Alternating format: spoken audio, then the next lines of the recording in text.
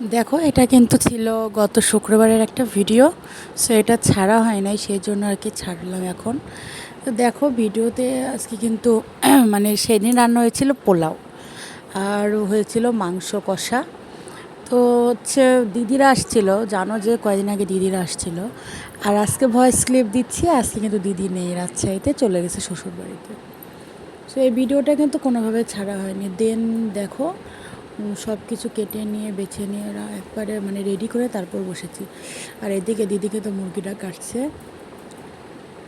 বোনের বাড়ি এসে কাজ করছে। তারপরে ওকে বললাম যে তোকে করা লাগবে না, ও বললো না দে আমি করি। এবং ও কিন্তু মাংসটাও কিন্তু ওই রান্না করেছিল, আর খেতে কিন্তু ভালোই লাগছিল। তো দেখো ও মুরগিটা সুন্দর করে কাটতেও পারে, এগুলোতে একদম এক্সপার্ট। আমিও পারি, না পারা না, তারপরও ভালো এক্সপার্ট আর কি। দেন বাইরে বাবুকে নিয়ে হচ্ছে মা ঘুরছিল, এদিকে আমরা দুই বোন মিলে রান্নাবাড়ি করছিলাম। আর আমি পোলাওটা রান্না হওয়ার পরে সব সুন্দর করে গ্যাসের চুলা টুলা মুছে গেছে নিয়ে মশলা বাটার জন্য সব কিছু রেডি করে নিচ্ছিলাম। এবার আদা রসুন পেঁয়াজ মানে শুকনো শুকনো লঙ্কা তো গুঁড়োই আছে, সব কিছু একসাথে মিক্সড করে বাটা হবে। তারপরে ওগুলো মাংসের সাথে রান্না করা হবে। আর বেশি কিছু ছিল না, সাথে স্যালাডও ছিল। মানে বেশি কিছু আইটেম করি নাই গরমে। আর দিদিও বলছে কিছু করিস না, তো শুধু মাংস আর পোলাওটা করলেই হবে।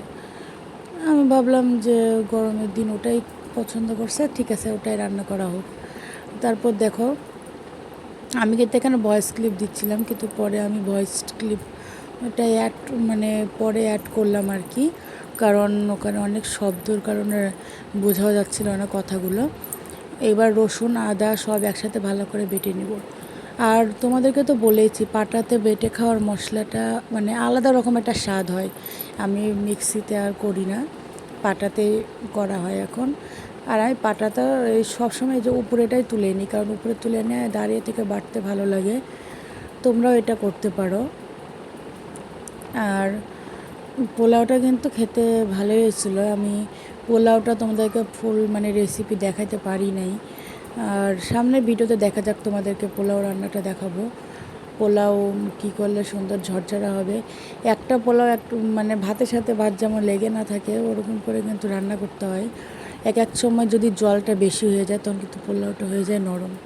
তার জন্য চেষ্টা করতে হবে যে যখন তুমি মাপ মতো জল দেবে তার থেকে একটু কম জল দেওয়ার চেষ্টা করবে। লাগলে পরে তুমি অ্যাড করতে পারো, কারণ পোলাওর জিনিসটা যদি ঝরঝরে না হয় তাহলে কিন্তু ভালো লাগে না। আর কিন্তু বেরেস্তাটা ভেজে রেখেছি আগে। তো দেখো আমি বক বক করে যাচ্ছি। তারপরে দেখো আজ গোপাল পূজাও হয়ে গিয়েছিলো। এগুলো সব কিছু কিন্তু ভিডিও করে নিচ্ছিল মনি। আর আমার ক্যামেরাম্যান তখন আমার বোন ছিল, ভাগ্নি ছিল, 2 দিন ভালো হয়েছিল ভিডিও করার জন্য। আর আবার আমাকে একা একা ভিডিও করতে হয়, সেগুলো এডিটিং করতে হয়, তারপর আবার ছাড়তে হয়, কত কষ্ট বলো। তাও যদি তোমরা আমার পাশে না থাকো তাহলে কেমন লাগবে।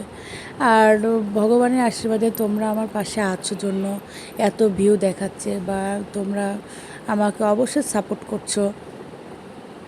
আমি ওই জন্য অনেক ভিউই আমার হচ্ছে এখন। আগে কিন্তু এতটা আমি দেখতাম না যে এত আমার ভিউয়ার্স হচ্ছে, এখন কিন্তু ভিউয়ার্স মানে ভালোই আছে। আর এটা কিন্তু মা ধনলক্ষ্মী। তো দেখো মা ধনলক্ষ্মী ভগবানের কৃপায় এখন যতটুকু এগোনোর চেষ্টা করছি তোমাদের কৃপাতেই আর ভগবানের আশীর্বাদে। তো তোমরা যদি আমার সাথে থাকো তাহলে কিন্তু আমি আরও সামনের দিকে এগিয়ে যেতে পারবো। আর আমার বেশি কিছু না, আমার মানে জীবনের শখ ছিল, এই শখটাই আমি তুলে ধরেছি আর কি, যে কোনো একদিন ব্লগ ভিডিও বানাবো, তোমাদের মাঝে শেয়ার করব। দেন টিকটক আইডিটা নিয়েও ব্যস্ত থাকি, আবার পেজ আছে ফেসবুক পেজটা নিয়েও ব্যস্ত থাকি। অবশ্যই তোমরা ফেসবুক পেজটা আমার ফলো করে দিও, আর টিকটক আইডি তো তোমরা অ্যাড হতে পারো যদি তোমাদের ভালো লাগে। তোমাদের কোনো সময় আমি জোর করে কথা বলবো না, তোমাদেরকে অ্যাড হতেই হবে, তোমাদের ভালো লাগলে তোমরা অ্যাড হতে পারো। সো দেখো এই দেখো বেরেস্তাটা ভেজে নিচ্ছি। পোলাও রান্না হওয়ার পর তারপর বেরেস্তাটা ভেজে নিচ্ছি, কারণ বেরেস্তাটা পরে ছিটিয়ে দেবো।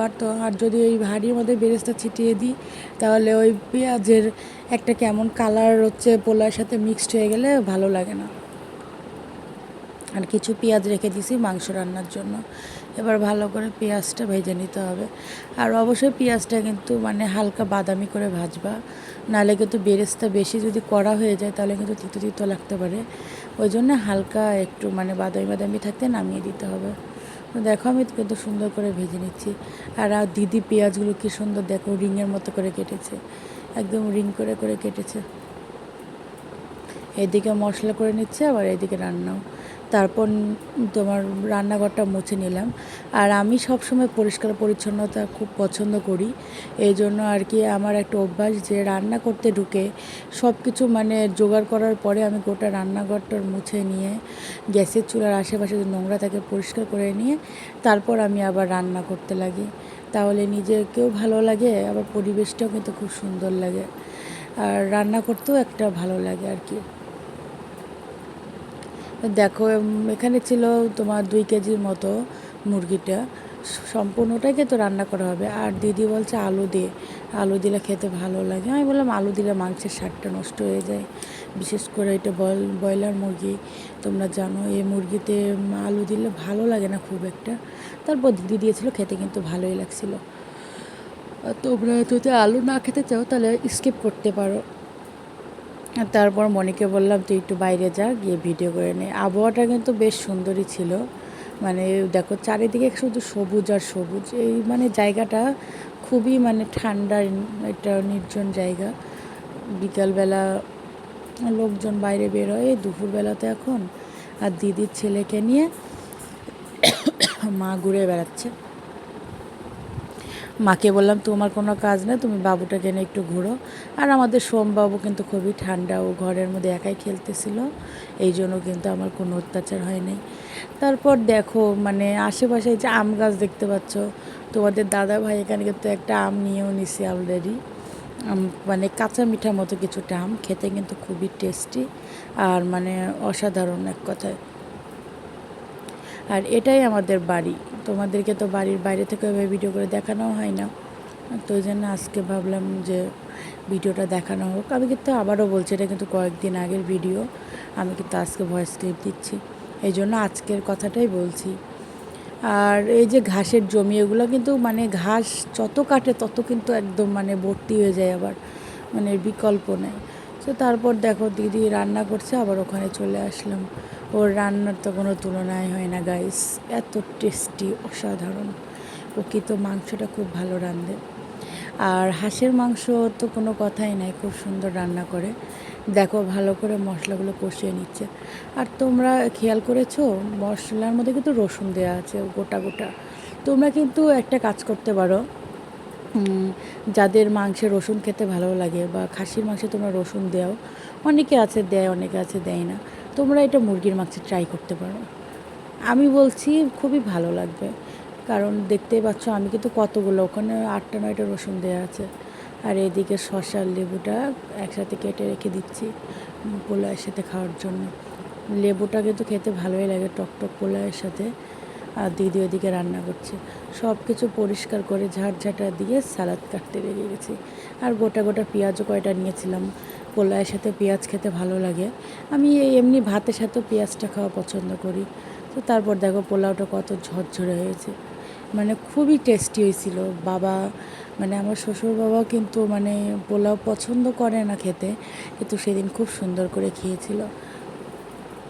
দেখো মশলাটা কিন্তু ভালো করে কষিয়েই নিচ্ছে, আর এবার কিন্তু লাল টকটকা হয়ে গেল মশলাটা। মানে কাঁচামরিচটাও দিয়েছে, আর কাঁচামরিচের ফ্লেভার কিন্তু সবসময় ভালো লাগে। আর এবার দিয়ে দিল মাংস। মাংসগুলো কিন্তু মানে এত টেস্টি হয়েছিল। এখন ভয়েস ক্লিপ দিচ্ছি আর দেখছি, মনে হচ্ছে আমি যদি এখন একটু পেতাম আবার ভাত দিয়ে খেতাম, কিন্তু কী করবো আর। আজকের কোনো ভিডিও নেওয়া হয় নাই, কারণ আজকে দেরি হয়ে গেছিলো। আর রান্নাবাড়ির কাছেও একটু ঝামেলা, মানে অনেক রান্না বলতে মাছের ঝোল করেছি, তারপর হচ্ছে তোমরা তরই কী বলো অবশ্যই কমেন্ট করে জানিও, তরই ভাজা করেছি।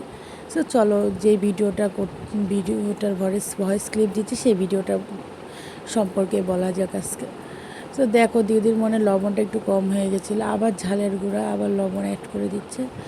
আরে বাবা অত লবণ হলুদ ঢালার কিছু নাই, এমনি কালার চলে আসবে। ও ভাবছে কালারটা কেন আসছে না, কিন্তু এই মাংসের আলু আর রসুন দিয়ে ভাত খেতে ভালো লাগছিল।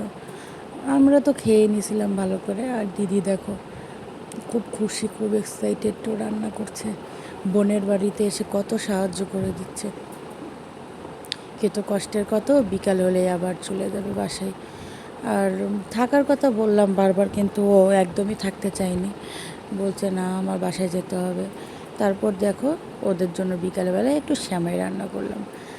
দুধ বাবা নিয়ে আসলো পাশের বাড়ি থেকে, আমাদের এখানে কিন্তু দুধেরও কোনো অভাব নেই।